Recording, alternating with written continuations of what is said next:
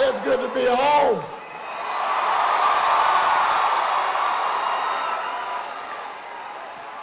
It is good to be home. Now, first of all, you notice my throat is a little iffy. That's because backstage I was trying to sing Glory. And then comedy.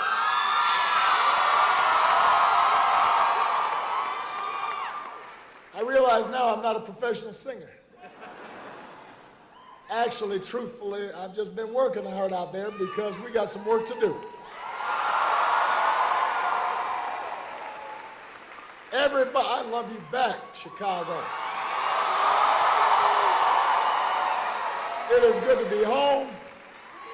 The Bears won handily.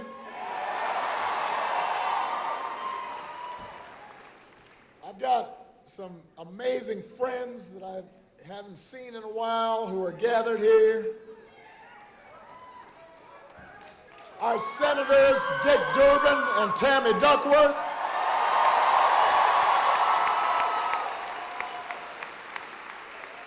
You got folks like your next Attorney General, Kwame Raoul. Your next representatives from Illinois, Sean Casten and Lauren Underwood. Your next Lieutenant Governor, Juliana Stratton. And you've got our next governor, J.B. Pritzker.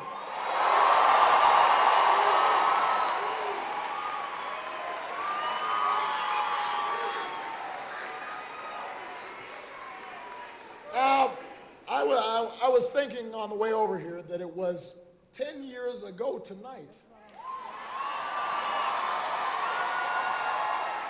that we had a small event in Grant Park. And you had just elected me the 44th President of the United States.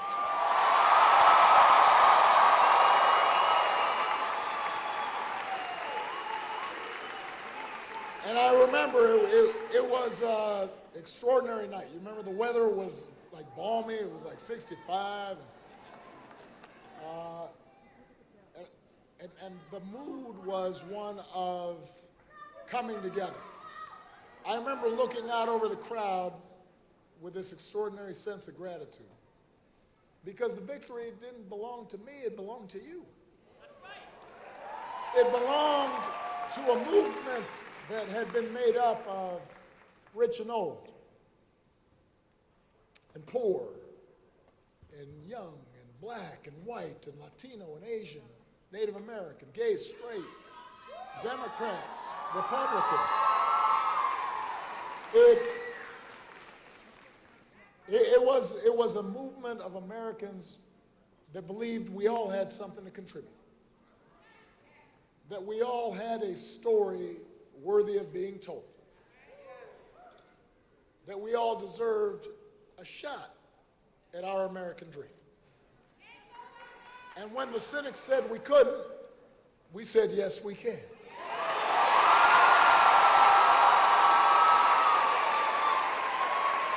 And that night we said, yes, we did.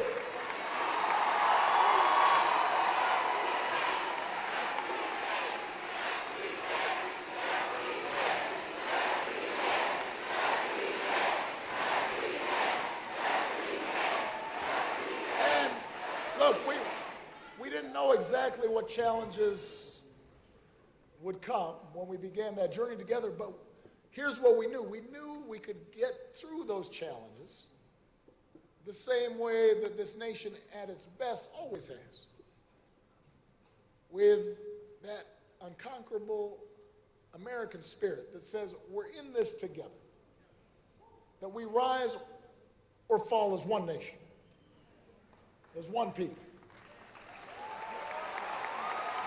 Now, a lot has happened since then. And as I've been traveling around the country, I know that there are people who sometimes think, is that still there? Is that spirit still with us? Is it still true? And I am here to report to you today that that remains the abiding spirit of the American people.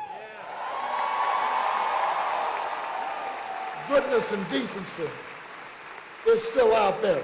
Kindness is still out there. Generosity is still out there. Hope is still out there. We just have to stand up and speak for it.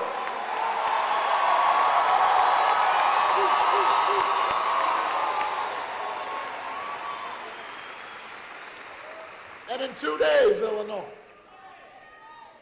in 2 days, you get to vote in what might be the most important election of our lifetimes, maybe more important than 2008.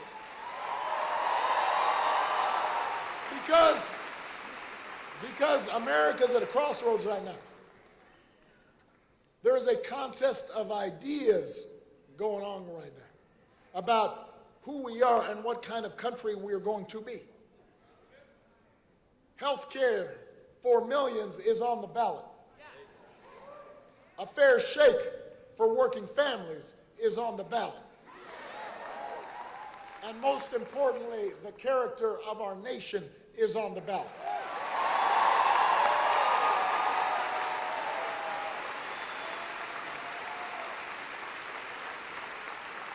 And we've been at crossroads like this before.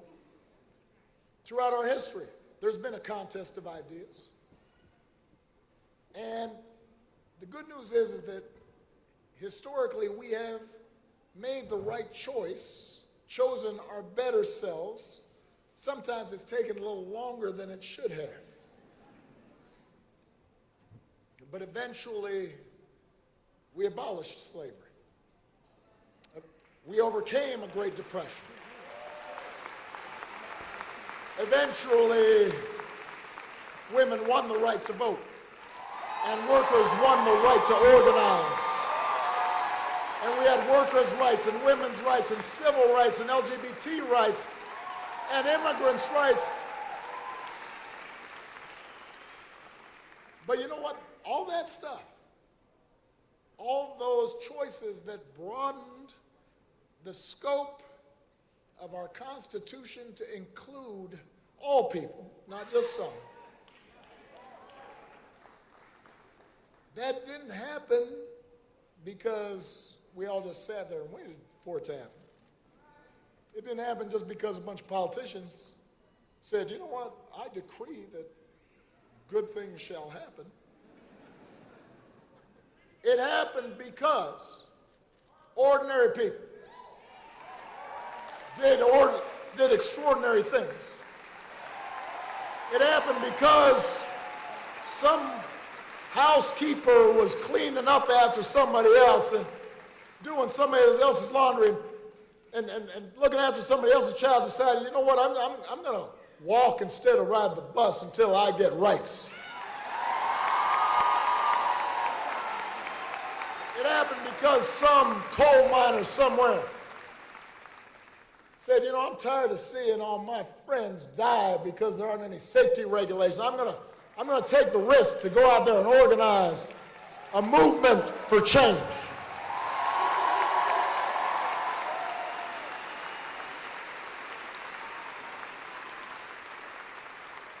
It happened because some gay man said, you know what, I'm tired of being in the closet. I'm going to go and be myself so that people know that I'm worth something. I've got dignity too. The point is, it didn't happen because folks sat around on the couch. It happened because we mobilized and organized and voted.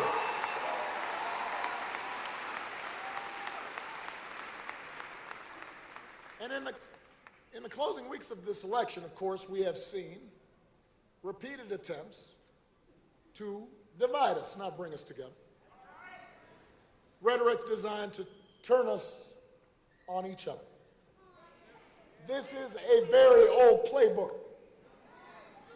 It's the playbook that's been running often in U.S. history and world history. It's a playbook where the privileged want to protect their power, so they'll say whatever they can to protect their power. They'll do whatever they can to preserve their privileges, even if it hurts the country, even if it puts people at risk. Except when you vote Illinois, you can reject that kind of politics. When you participate in the political process, you can be a check on bad behavior. When you vote Illinois, you can choose hope over fear. When you vote, you can choose a bigger, more prosperous, more generous vision of America where all of us, whatever we look like, whoever we love, however we choose to pray, whatever your last name is, however your ancestors came to these shores, you are part of the process of shaping the course of this country.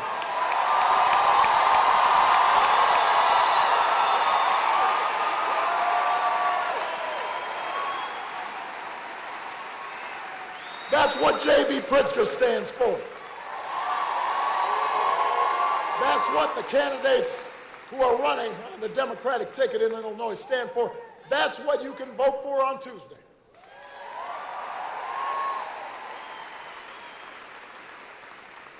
Now, look, progress never comes without a fight. Every time we have pulled ourselves closer to our founding ideals, that all of us are created equal, endowed by our Creator with certain unalienable rights. The status quo pushes back. So you win the right to form a union. Somebody out there is going to try to bust your union. You win the right for a higher minimum wage. Congress decides we won't raise it for a decade. You win health care for people. Somebody tries to take away health care for people. Don't boo, vote.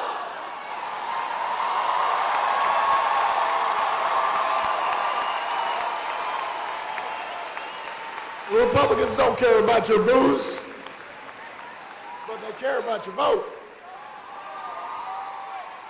And by the way, that's another way they try to push back. You win the right to vote, they try to make it hard for you to vote.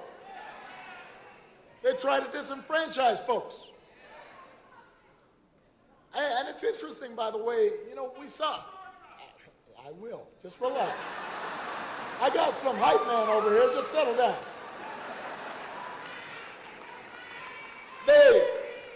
Look, I think it is interesting. Why is it that you've got one party that is always trying to discourage people from voting? I mean, I have to tell you, look, I really disagree with Republican ideas on a whole bunch of stuff. You never heard me say or do something designed to prevent them from voting. I always encourage them. They should vote. They should participate. Everybody should vote.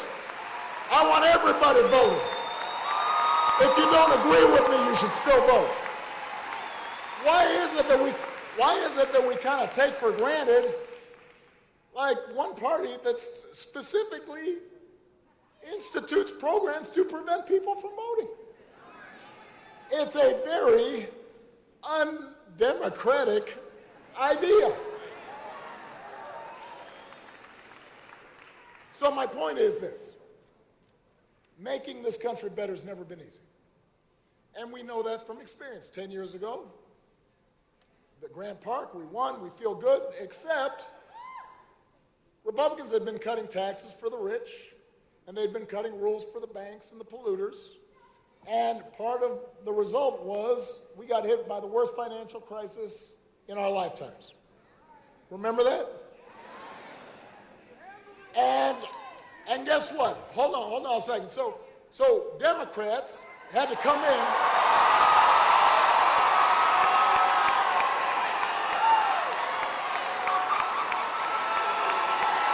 Democrats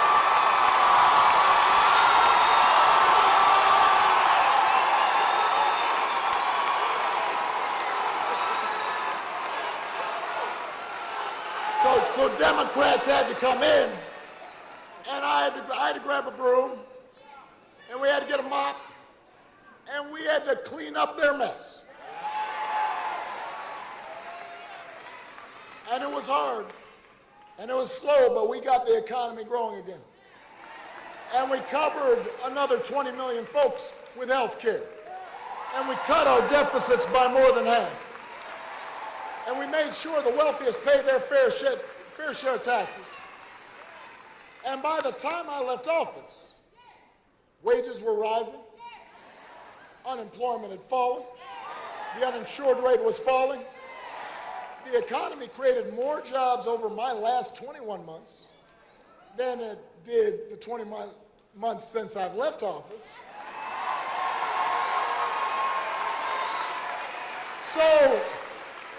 So when you hear the Republicans bragging about how good the economy is right now, where do you think that started?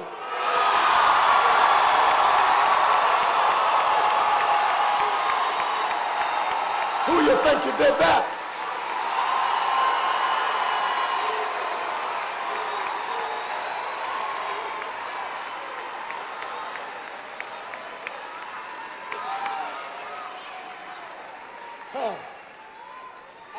I'm telling you, man. Sometimes, right? Sometimes you're just thinking, these folks got a lot of gall, don't they? Anyway, so that's what we accomplished with a progressive agenda. Now, we didn't accomplish everything we wanted to. We couldn't reverse 40-year economic trends in only 8. We wanted to do more to reduce inequality. There was still work to be done to alleviate poverty. There's still work that we had to do to bring jobs back to areas that had been abandoned.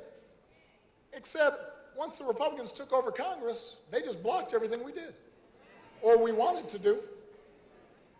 All right, so we said, okay, now you've had 2 years of total control in Washington, Republicans. What have they done with that power?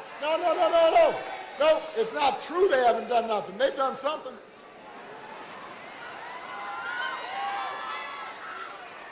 They promised that they were going to take on corruption. Instead, they plundered away. They have racked up enough indictments to field a football team.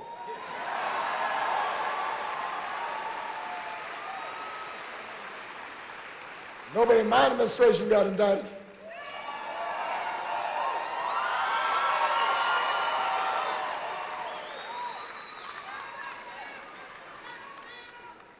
They pledged to fight for the little guy. Instead, they doled out $1.5 trillion in tax cuts aimed at corporations who are making record profits, which is fine. We want companies to do well. They're making record profits. Tax cuts for folks like JB and me. I mean, I'm not in the same league, but I'm doing pretty good. We weren't asking for it. We said, no,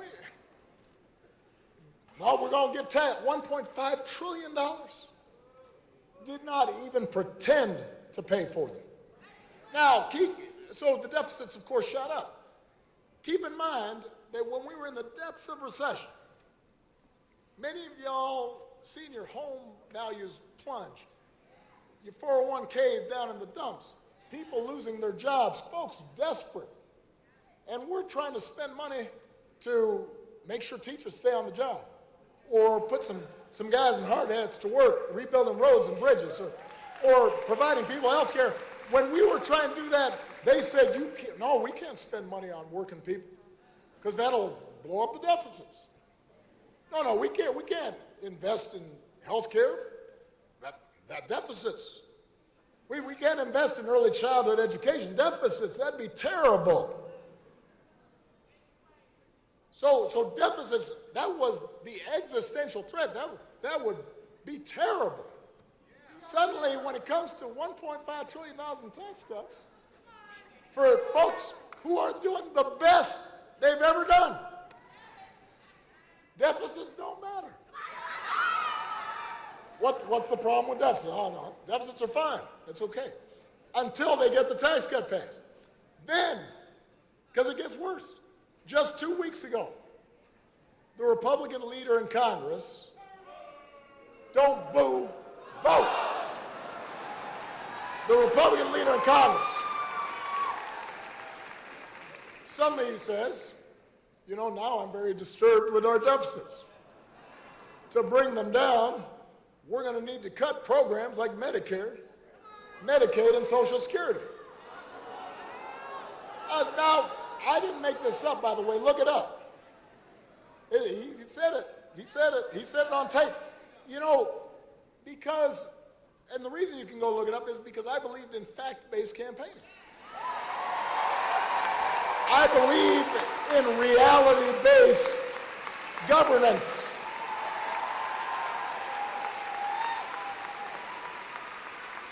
So, cutting Medicare, Social Security, and Medicaid for working people to pay for tax cuts for rich folks does not sound like fighting for the little guy to me.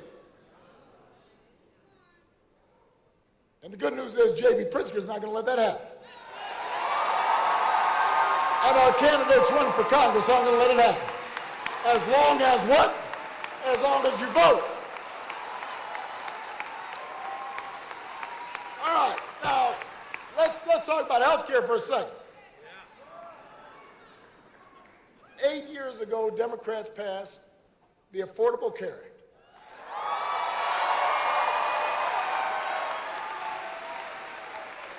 That law helped cover 850,000 people right here in Illinois alone. That law also made it illegal for the very first time for insurance companies to discriminate against you if you have a pre-existing condition. It might be a child who's got asthma. It might be that you're a cancer survivor. You might have lupus. It might be, by the way, that you're a woman, because it turned out that insurance companies, before Obamacare was passed, could charge you more just for being a woman. Now, it is true being a woman is a pre-existing condition. Except that condition is that you can give birth and are responsible for all of us being here. So it doesn't seem to me you should be charged more for insurance for being a mama or a potential mama. So the Affordable Care Act said, no, everybody gets insurance. You can't be discriminated against because you've had a pre-existing condition. The whole point is if you've been sick, that's why you need to buy insurance. It needs to be affordable. Democrats made that happen. Not a single Republican joined us. We invited them. Said, let's make this bipartisan. Man, I've met with so many Republicans. I said, what are your ideas? What do you want to do? Tell me how you think it would work better than what we've designed. We've taken Republican ideas that we think can work.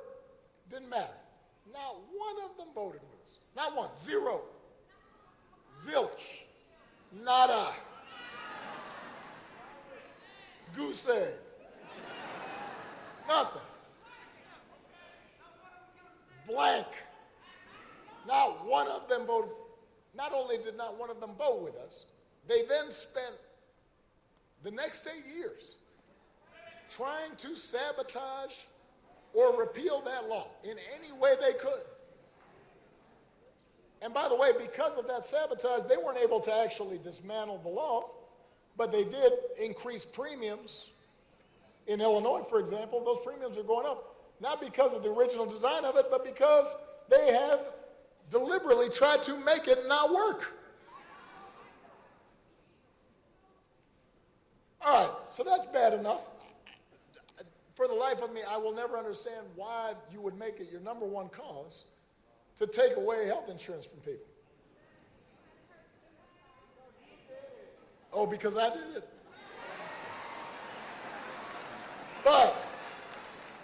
right, so that's bad enough. It doesn't make sense to me, but that has been their policy. They have declared war on Obamacare. They've declared war on the Affordable Care Act and all the provisions in it. Okay, now suddenly it's an election season. And Republicans are running millions of dollars worth of ads all around the country saying we're going to protect people with pre-existing conditions. Trust us. I mean, when I was president, Republicans voted more than a dozen times to get rid of protections for pre-existing conditions. Last year, they fell just one vote short. And if they win this Tuesday, they might finally succeed. Now, the good news is, by the way, I should say, Lauren Underwood, one of our candidates for Congress, knows what's at stake. Because Lauren worked in my administration and helped us implement the law and get people covered, while her opponent voted to take away that same coverage. So the choice for voters in Lauren's district couldn't be clear. You can vote for Lauren Underwood, who helped implement protections for people with pre-existing conditions, or you can vote for her opponent, who tried to repeal it. It couldn't be much clearer cut than that. Lauren Underwood and Sean Casten are not going to let Republicans get your pre-existing conditions protections or get your Medicare to pay for tax cuts for me and JB. That's not what they stand for. They will protect your care, period. But going back to the point I was trying to make here. All right, so the Republicans, they fought and tried to dismantle the Affordable Care Act. And they should run on that then. They thought, I guess that was the right thing to do. That's how democracy works. You have a policy, you try to implement your policy, and then you defend it before the voters. So the Republicans, I guess they thought their tax cuts for billionaires and corporations were the right thing to do, and I guess if they thought they were popular, they'd be campaigning on it. But they're not. If Republicans thought that their endless efforts to sabotage or take away your health care were popular, they'd campaign on it. But they're not. Instead, suddenly, right during election time, they all of a sudden, I've got a lot of hype men around here. All of a sudden, they're saying, what? We are going to protect pre-existing conditions despite the fact that they've literally been doing the opposite. That's a lot of gall. That's a lot of nerve. That's a lot of chutzpah. And that brings me to a bigger question in this election, beyond any specific policy, and that is what kind of politics do we want? And what sort of demands do we make on people who we elect? Look, politicians have always made promises. Most politicians, I think, try to fulfill them, and then sometimes it turns out to be harder than they expected. Some things go well, some things don't. And all politicians try to put a positive spin on things. You know, they try to advertise all the great stuff they did. Things that didn't work out quite as well, they don't really talk about too much. That's the nature of things. By the way, that's not unique to politicians. All of us do that a little bit. You know, like I was telling some folks in Gary, you know, Michelle come home and I'm like doing the dishes. And Michelle be like, look, honey, I'm doing the dishes. And she'd be like, boy, you haven't done the dishes in a month. What did you do wrong?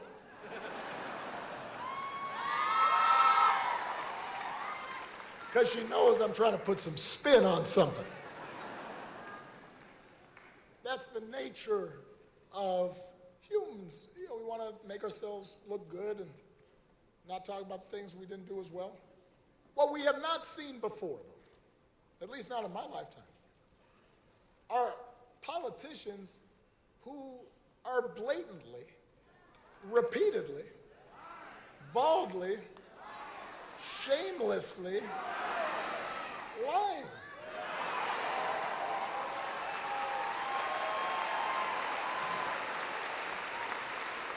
I mean, just no shame. I mean, look, when I was running for president, and then after I had won presidency, so I'm running for re-election, you know, I ran ads. Like, I wouldn't run ads saying, you know, I'm opposed to Obamacare. Because I'd run on I'd worked on it. That was my thing. I owned it. But that's not what, these guys are doing the opposite. It's like up is down and black is white and just making stuff up. Literally advertising, spending millions of dollars advertising that you are doing something when you are doing the exact opposite. I mean, that is, I've not seen that. And by the way, this isn't the first time they're doing it. Some variation of this happens all the time, particularly when it comes to trying to scare voters. They like to scare voters. Every election, before every election, they try to terrify you. In 2010, they said that Obamacare had death panels that were going to kill your grandma. Now, I never really understood, why would I do that? I mean, I like grandmothers. I love my grandmothers. But people believed it. Remember the whole Tea Party and Sarah Palin, they were all right. So then in 2014, we have a serious crisis thousands of miles away with Ebola. And we respond with science, and we're sending in teams, and we save people's lives. And there's running ads, Ebola's gonna kill us. Folks, thousands of miles away. But some people believed it. In 2016, it was Hillary's emails. This is a disaster, national security threat of monumental proportions. You know they didn't really care about it, because if they did, they'd be worried about the Chinese listening to our president's cell phone right now that he leaves in a golf cart. So that wasn't on the level. No, I'm serious. I mean, obviously that was not on the level. They didn't really care about it. They just wanted to scare you. And so now, in this election cycle, suddenly the single biggest threat to America, the biggest crisis, you know, it's not guns on the street killing our kids. It's not, you know, getting folks work and making sure our school system works. No, it is impoverished, shoeless immigrants, refugees 1,000 miles away. That is the single thing that is going to get you. Really? And you know what makes it worse is now they're using our brave troops, taking them away from their families for a political stunt at the border. Even though by law, troops can't do law enforcement. They can't do immigration. So they're not even doing anything down there that they should be doing.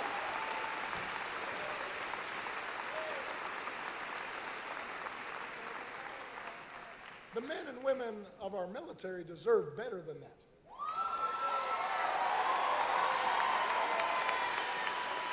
Now, here's the thing, though, Illinois.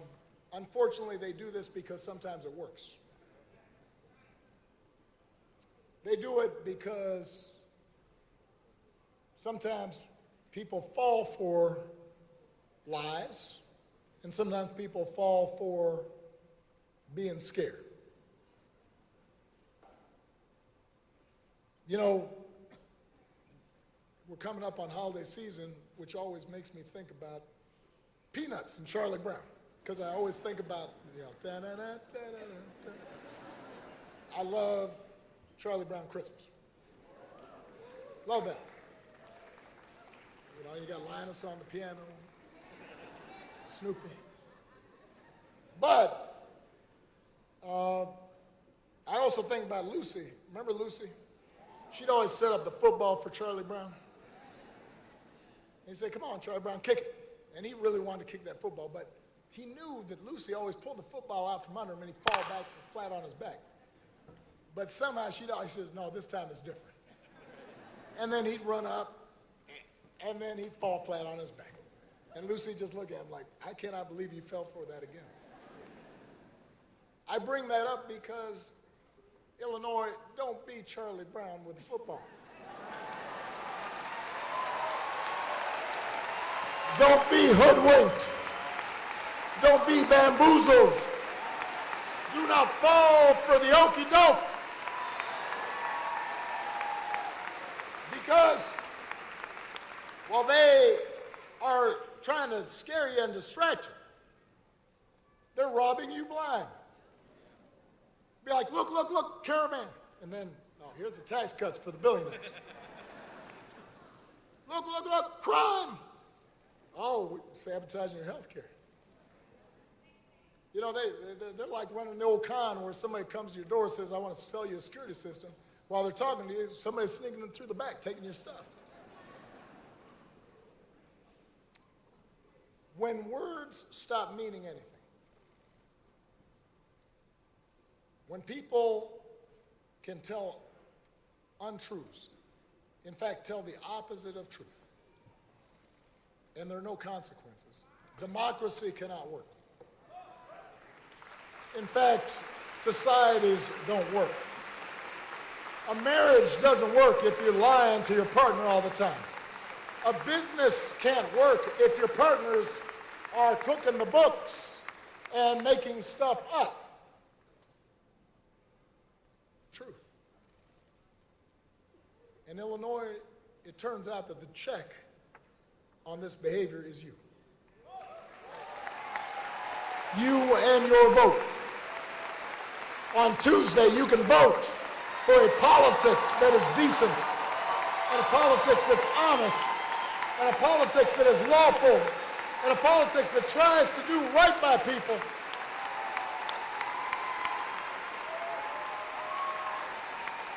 And that's what I'm asking all of us to stand up for with purpose and patriotism and moral clarity.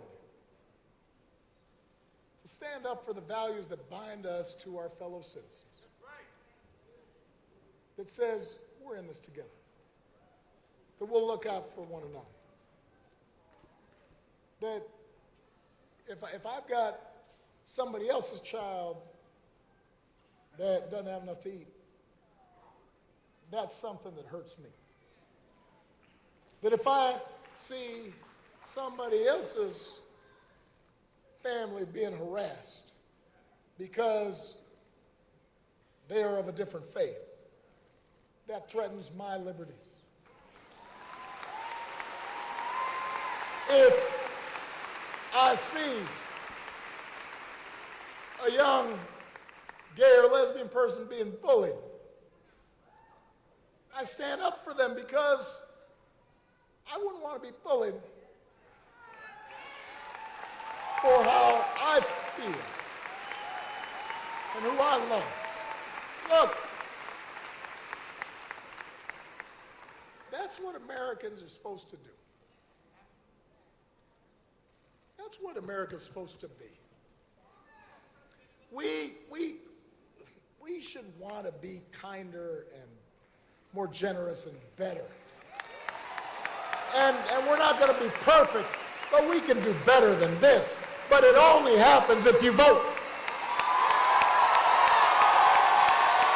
It only happens if you vote.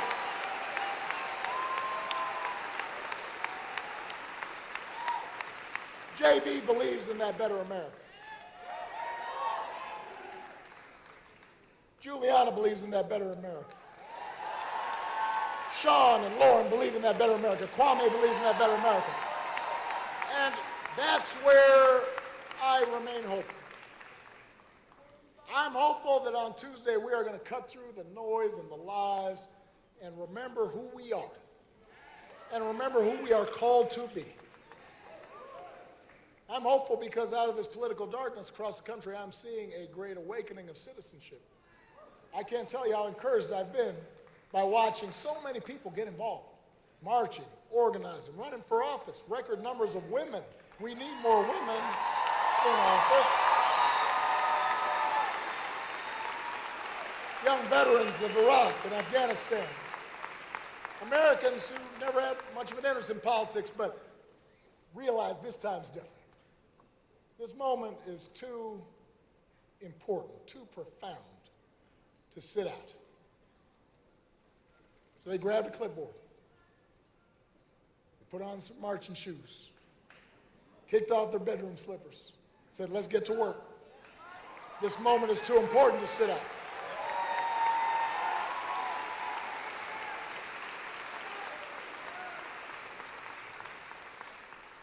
Ten years ago when I was running, I did not say, yes, I can. I said, yes, we can. Because the antidote to government by the powerful few is government by the organized, energized many. That's what this moment's about. One election won't fix everything. I always have to say this to people, sometimes young people, they talk about, I'm not voting because nothing's changing, there's not that much difference between the parties, Look, let me just say, if somebody's listening who is cynical about voting, let me just say this. You are right that one election doesn't change everything. One election's not going to eliminate all of racism or sexism in the world. One election's not going to suddenly eliminate poverty or end all gun violence. One election's not going to bring back every job that's been lost. One election's not going to transform every school that isn't doing enough to make sure our kids are educated. But you know what? What your vote can do, what an election can do, is make things better. Your vote might mean that somebody has health care who wouldn't have had it. You could save a life with your vote. One election can determine whether or not we are going to make it easier for young people to go to college and maybe make it a little harder for some crazed person to shoot up a classroom or a synagogue. Your vote could make a difference in some guy who hasn't had a job in a while getting a training program and getting an apprenticeship program, getting a trade, and having the dignity of having a job and showing his son or daughter that he's doing right by them. And then those kids feel better and they start doing better in school, and then they get a job and they can support a family for future generations. Your vote could make things a little bit better. And that's worth something. That means something. Better is good. So if you don't like what's going on right now, do not complain. Do not boo. Do not get anxious. Don't get freaked out. Don't just hashtag. Vote. And when you vote for this whole incredible Illinois Democratic ticket, when you vote for J.B. and Juliana and Lauren and Sean and Kwame, something powerful will start to happen. It won't happen overnight, but it'll start to happen. With each new step that we take in the direction of fairness and justice and equality and opportunity, things get a little better. Folks start getting into the habit of being a little kinder to each other, a little more neighborly. Maybe treat others the way they want to be treated. Hope begins to spread. That's the power you have, Illinois. Let's get to work. Let's bring this home. Let's vote. God bless you. God bless the United States of America. I love you.